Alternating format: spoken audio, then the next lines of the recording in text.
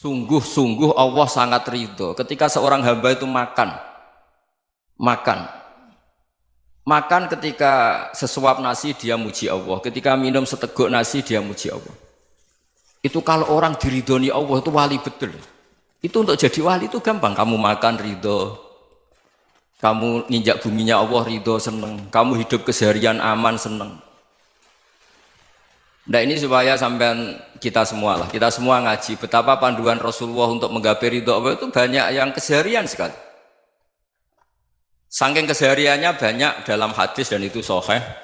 Nabi menyebut hal-hal yang keseharian. Hatta ma tas'alu fi fimra'atika, kamu punya uang kemudian istri kamu bisa makan itu ibadah. Bahkan sebagian ibadah itu dicontohkan Nabi yang akhirnya diprotes sahabat. Yaitu wa fi buti ahadikum sedekah, kamu menggauli istri kamu itu ya sedekah. Sampai sahabat bilang yang benar ya Rasulullah.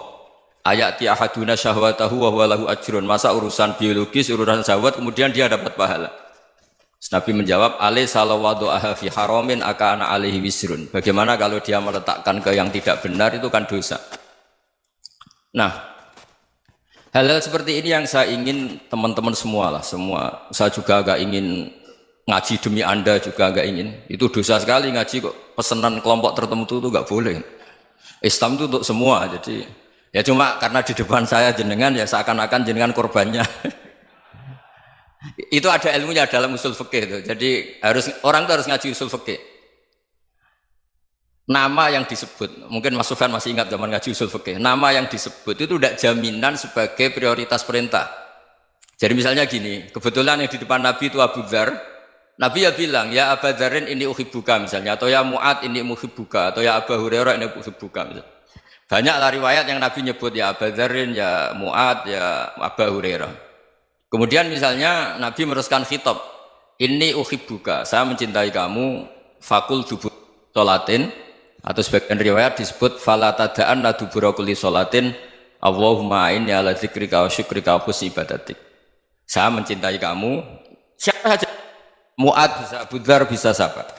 Saya mencintai kamu, mohon kalau habis sholat kamu jangan lupa wiridan Allahumma inni ala dzikrika wa syukrika wa husni ibadatik. Ya Allah, tolong kami permudah supaya mudah ingat Engkau. Anda tidak bisa mentang-mentang, wong nama saya Parmin, nama saya Purnomo, itu yang diperintahkan Mu'ad misalnya. Jadi yang disebut satu, tapi khitab itu untuk siapa saja. Saya teruskan. Jadi saya mohon semua kita melakukan kebaikan itu, kalau dalam kaidah fikih disebut al yakin la yuzalu bisyak. Banyak kebaikan yang kebenarannya itu 100%. Tidak punya efek samping ke pihak lain, ke kelompok lain, ke komunitas lain. Itu tadi misalnya Anda makan, dan itu murah sekali, hanya butuh satu piring. Setiap punyaan kamu muji Allah, setiap minum kamu muji Allah. Itu redaksinya Rasulullah SAW disebut, Allah sangat ridho ketika seorang hamba makan, kemudian dia memuji Allah. Atau minum, kemudian dia muji Allah. Logikanya gampang, negara seperti ini yang kamu harapkan bentuknya kayak apa, mertua, ipar, komunitas, tetangga, itu nyata terjadi itu kan belum pasti.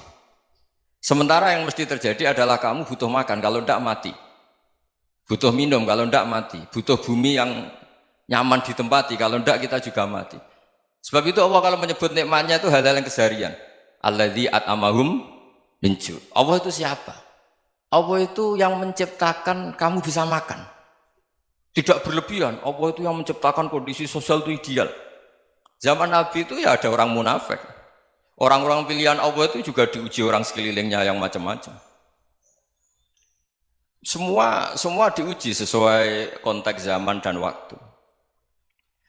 Nah, tapi ada ibadah-ibadah yang selalu disarankan Nabi. Sampai Nabi itu pernah ditanya, ayul islami khairun ya Rasulullah, Islam terbaik itu gimana? Jawaban Nabi itu unik. It'amut to'am, Islam terbaik itu ya makan-makan, yang santai-santai. Ketika Allah menyebut beberapa kebaikan, falak tahamal aqobah, wa ma adrokan apa? Mal aqobah. Terusannya apa? Fakku rokobah. Terusannya apa? Au it'amun fiyaumin di masubah. Ya itu acara makan-makan itu juga Islam. Kenapa? Ya bayangkan kalau tidak ada makanan, kita mati kan?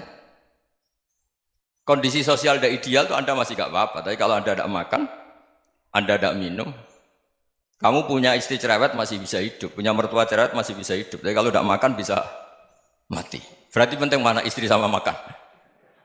Penting mana? Makan. Semoga istri Anda dengar, nanti kamu disuruh makan tapi pulang deh. Itu kalau dibahasakan makan masih memahami. Penting mana nasi satu piring dengan istri. Nggak ada nasi mati, nggak ada istri belum mati. Penting mana? Gak berani jawab kan? Nah, ternyata Anda ada garang kan di depan istri. Jadi saya mohonlah, mungkin Mas Sufyan Sauri tadi yang bisa bantulah. Teman-teman tuh ngaji yang keseharian saja. Karena kita nyari ridha Allah itu berdasar firman Allah. Dan firman Allah itu menyebut keseharian tuh riang, gampang. Yaitu tadi misalnya wa min ayatihi manamukum bil laili wan nahar. Termasuk ayat-ayat Allah itu kamu tidur. Maka dulu itu ada guyonan, ada tokoh Mu'tazilah, kelompok dalam Islam yang berpikir manusia itu bisa menentukan ikhtiarnya sendiri. Karena saya bisa duduk, ingin berdiri, berdiri. Karena kelompok ini nggak terima kalau semua kehendak Allah, nanti bagaimana kalau semua kehendak Allah kok ada hisab ya, ada sanksi. Lucunya itu dia akhirnya, ini cerita ya, mencintai seorang perempuan, cantik sekali. Dan itu dia menjadi ahli sunnah itu oleh hal-hal yang sepele. Karena istrinya cantik, ya namanya suami istri hubungan intim. Terus ditanya, Mas, masih ingin lagi? Masih. Silahkan diulang lagi. Wah ya tidak bisa. Katanya manusia bisa menentukan yang diinginkan. Itu tobat itu. Itu nggak bisa ditobatkan Mas Sufyan Ats-Tsauri. Orang cantik yang mudah nobatkan orang itu orang cantik. Segampang itu. Akhirnya kita tahu, makanya kalau dalam kitab Hikam itu disebut al-aqil mayyakul madza yaf'alu wa hubi wal ghafil mayyakul madza af'al. Orang yang punya akal karena sadar ini wilayah Allah, semua milik Tuhan. Itu dia tiap hari berpikir, besok Allah akan melakukan apa terhadap dunia ini. Kamu merencanakan suatu mau plesir, ternyata gempa. Mau wisata ke Rusia, ternyata perang. Kamu tidak pernah tahu apa yang akan terjadi besok. Wa ma tadri nafsum madza taksibu ghadan. Tapi anda semua kita ini sering punya jadwal permanen.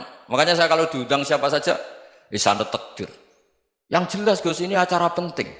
Ya masih acara penting nak pangeran ngersakno piye? Kok ape dadi pangeran? Kamu kok mau jadi Tuhan? Itu kadang ya kiai. Penting Gus acara ini jenengan harus memastikan bisa. Loh kamu itu yang ngajarin tauhid, sesuatu itu biadillah kok bilang-bilang apa pasti. Kalau maksa terus tak tobatkan loh kamu kata saya. Ya kalau gitu Gus bilang insya Allah. Wah itu hati saya, fisik saya, roh saya sudah bilang insya Allah. Tidak usah kamu latih kata saya. Nah hal-hal tauhid keseharian itu gampang sebetulnya. Wal ghafil yaqulu madza af'al. Tapi orang yang lupa Allah dia setiap hari bilang besok apa? Kita bisa melakukan apa? Seakan-akan dia itu aktor, dia penting, dia subjek permanen, dia. Padahal kita ini hanya objek kehendak Allah Subhanahu wa taala. Karena kita yakin sesuatu yang terjadi di alam raya ini kita tidak bisa apa-apa. Makanya saya sering ngaji, sering bilang saya, ketika Anda mensifati Allah, Dia yang menghidupkan. Sudah itu tanamkan sehingga ketika kita mati santai saja. Kenapa santai? Allah punya cara menghidupkan kita. Zaman kita hidup juga gak tahu caranya ngelola jantung, ngelola paru-paru. Kamu juga gak tahu ngelola oksigen yang tidak beracun, tidak ngandung polusi. Tahu-tahu hidup. Gak ingin tua ya tahu-tahu tua, gak ingin mati tahu-tahu mati. Selama ini kita hidup juga gak tahu apa-apa sebetulnya. Hanya gaya tok, punya jadwal, punya planning. Kalau kamu bisa menentukan pilihan Anda, pasti Anda istrinya cantik, 4 neriman semua, kona'ah semua. Nyatanya enggak kan? Ada 1 jelek, cerewet. Oh itu kan, nyatanya enggak bisa apa-apa Anda kan? Dan kamu bawa mati lagi. Itu kan, istri Anda juga gitu, punya keinginan, punya suami yang ganteng, yang jabat, yang neriman, yang enggak poligami. Ya enggak kesampaian juga. Kalau kita ngitung tingkat kegagalan kita itu gagal terus. Ya kan? Nah, terus ingat Allah, madza yaf'alu wa bi. Orang yang punya akal selalu berpikir Allah itu menghendaki apa terhadap saya. Lalu sama-sama orang melihat orang yang serius, itu kata Anda itu pemikir berat, serius, senang punya tokoh yang merengut tuh, karena kamu anggap serius. Tapi sebagian orang anggap orang yang serius itu wong merengut, wong masam, wong muka kok ditekuk. Jadi sama Itu hati ya muqallibal qulub tsabbit qalbi ala dini, karena kita nggak tahu cara berpikir kita tentang orang lain, tentang sekeliling kita.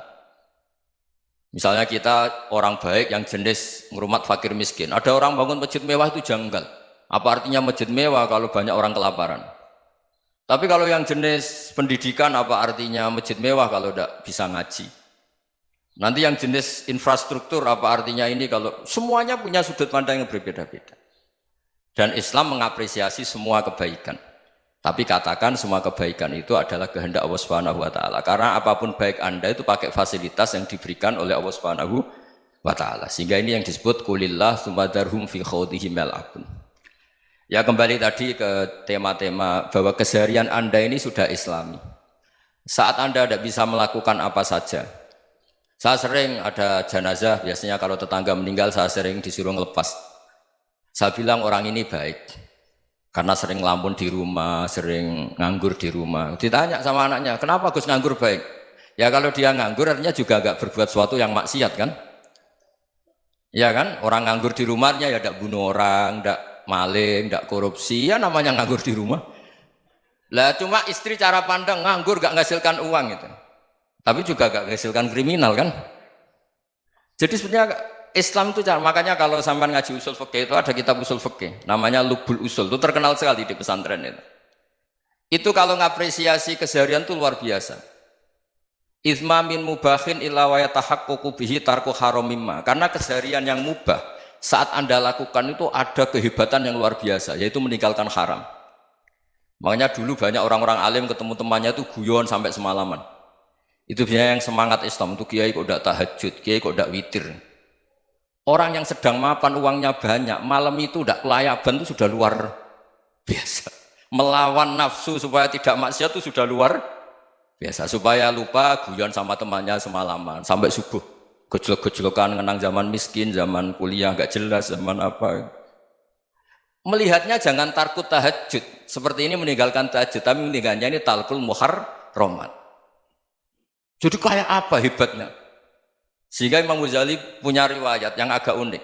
Hatta takuna ibadatu akhiri hadil ummah iku an-naum. Sehingga suatu saat ibadah terbaik umat ini itu tidur. Itu kan riwayat kontroversi. Ketika Imam Ghazali tanya, kenapa iya?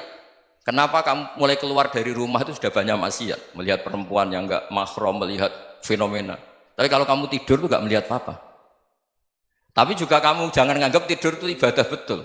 Saatnya melakukan fardu ain malah masih tidur. Tapi itu sudut pandang yang menjadikan kita Islam itu gampang. Jadi saat Anda tidak bisa aktivitas apa-apa, misalnya ada beberapa orang yang lumpuh. Lumpuh itu memang nggak bisa Jumatan, nggak bisa ibadah, tapi dia juga nggak bisa maksiat. Tidur itu memang Anda saat itu tidak bisa tahajud, tidak bisa witir, tapi saat itu ada zina, ada maling, tidak gosipkan orang, tidak bully orang, tidak menanamkan kebencian, tidak hasud. Sehingga tidur menurut Allah Ta'ala wa min ayatihi manamukum billaili apa? Wan-nahar. Karena di tidur itu selain ada unsur istirahat, jaga kestamina, juga ada unsur meninggalkan beberapa keburukan. Nah saya mohon ibadah yang keseharian ini kita jaga.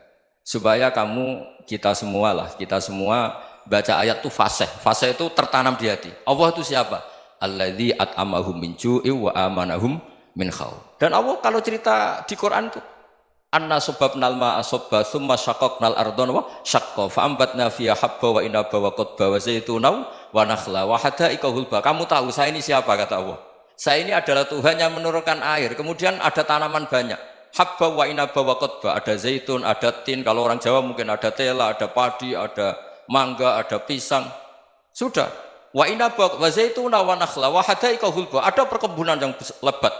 Tujuannya apa? Mata Allahkum, silahkan kamu pakai, kamu nikmati. Tapi karena kadang kita ini punya ide-ide besar. Tadi untuk syukur saja nunggu punya istri riman, rumah baik, tetangga baik, komunitas baik, semuanya baik baru syukur. Lama-lama nanti ada di surga, syukurnya nunggu surga paling kelas A. Itu sudah ada yang menghuni Rasulullah, kamu nggak boleh di situ. Masa untuk syukur saja? Repotnya Masya Allah. Jadi mohonlah Quran yang kalau Anda hafalkan juz sama itu kan ada ayat-ayat yang kayak tadi. Ya, fal yang dzuril insanu ila ta'ami. Coba lihat. Apa yang kamu makan ya? Dari mana? Dan untuk mempertahankan hidup kamu keseharian. Jadi jangan kira ibadah itu harus membentuk komunitas yang versi Anda. Ibadah itu harus hal yang mulu-mulu. Kesehariannya Anda alami. Loh ini saya tidak bikin-bikin. Saya ngaji bukan karena berdasar pesanan. Itu ayat yang saya bacakan betul ada ayatnya kan. Fal yang dzuril insanu ila tu'ami anna soba penal ma'ah sobba thumma syaqaqnal ardo syaqqa fa ambasna fiha habba wa inaba wa qadba wa zaituna wa nakhla wa hadaika ghulba. Terusannya apa? Mata'al lakum, silakan kamu nikmati. Mata itu silakan kamu nikmati. Ya kayak sampean dikasih hidangan ya makan. Ya sudah makan, habis makan ya minum, habis itu ngantuk ya tidur. Ya sudah normal-normal saja. Kayak apa indahnya Islam? Tapi Anda mencari Islam yang gimana lagi? Nah itu yang diajarkan guru-guru kita, diajarkan sanad kita sampai Wali Songo, sampai Rasulullah SAW. Bahwa pada akhirnya ada jihad, ada perang. Itu dulu memang perang, bukan membunuh, beda. Dulu kita dijajah Belanda ya perang, dan itu normal karena kita dijajah. Jadi ketika orang lain ingin baik sama kita, wa in ahadum minal musyrikin astajaruka ya fajirhu hatta yasma'a kalam Allah. Kalau mereka ingin baik ya kita baik. Makanya ada istilah musta'man, mu'ahad. Kalau mereka ingin damai, berdampingan dengan kemajmukan ya itu yang lebih baik. Karena memang Islam menghormati proses perdamaian. Wa in janahu lis-salmi ya fajnah lah. Kalau ingin damai ya kita harus